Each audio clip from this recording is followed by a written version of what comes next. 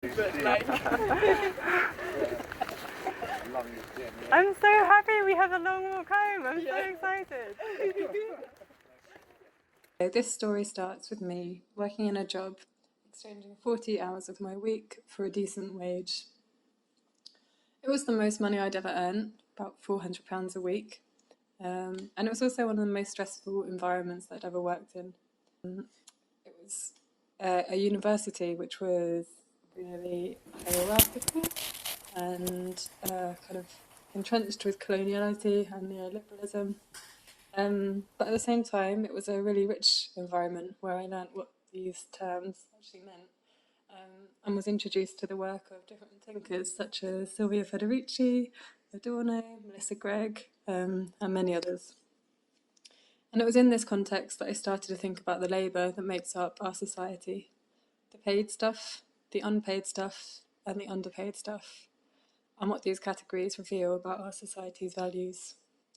I noticed how my work shaped my leisure time, and all the unpaid work I had to do in order to show up physically and emotionally available to perform my duties and to fit into the professional box that had been outlined to me.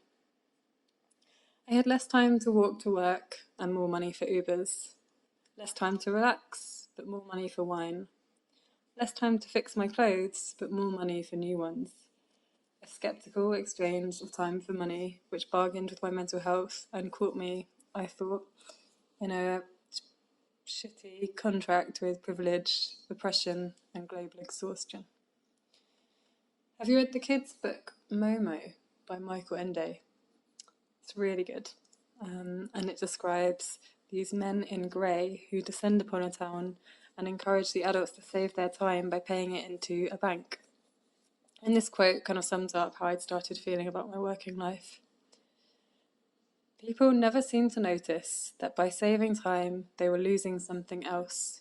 For time is life itself, and the more people saved, the less they had. So, I saved up my pennies, expended my privilege, and I quit. And that clock and that routine stopped.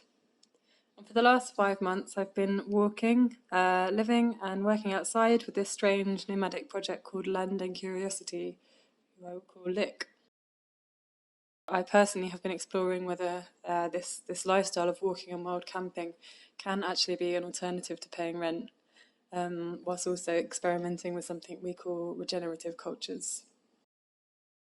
When describing Lick's project, I often use the term walking project, which raises questions when people find out that we rarely walk more than a couple of hours a day. Walking is a method that supports a different way of life. It's a cliche, but it's true, that the focus really is on the journey rather than the destination. Because of this, we can take it slow.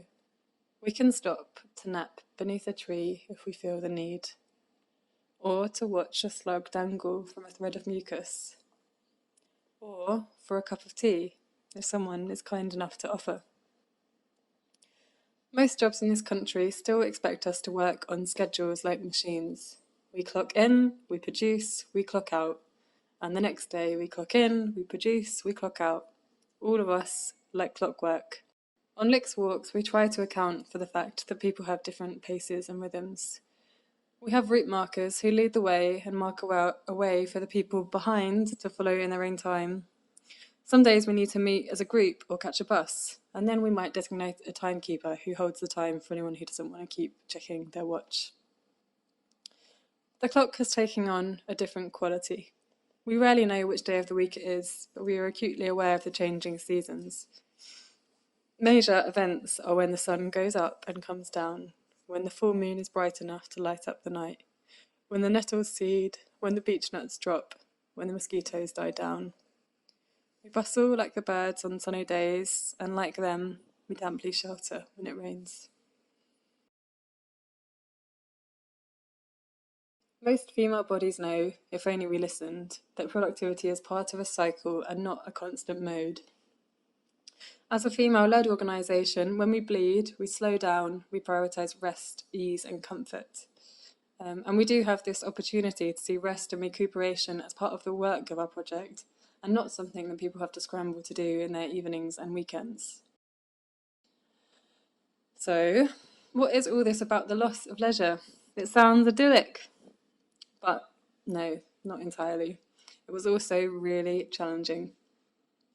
And after the physical work of carrying our heavy bags and finding a home each night, like fugitives in a country where nearly all land is private, making fire and fetching water, and of course the emotional work of trying to live in community and run an organisation, we hardly had any time to properly rest, let alone work on the creative projects we had set out to do.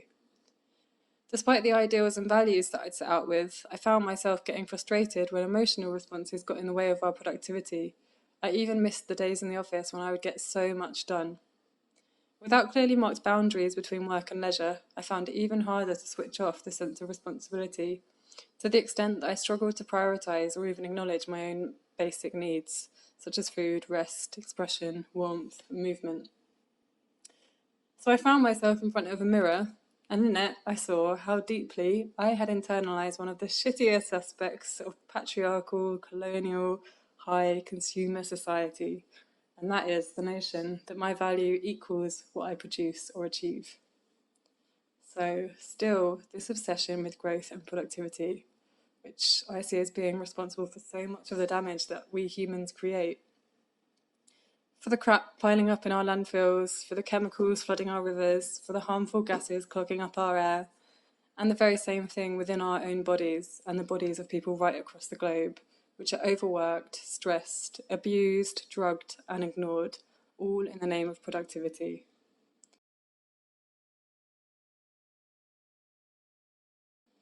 So what can we do? Well, at LIC, I'm perfectly happy to say we do not have the answers. We are very much babies in this work, learning as we go. But we have been hugely inspired by Adrienne Marie Brown's emergent strategy, to name one of many texts.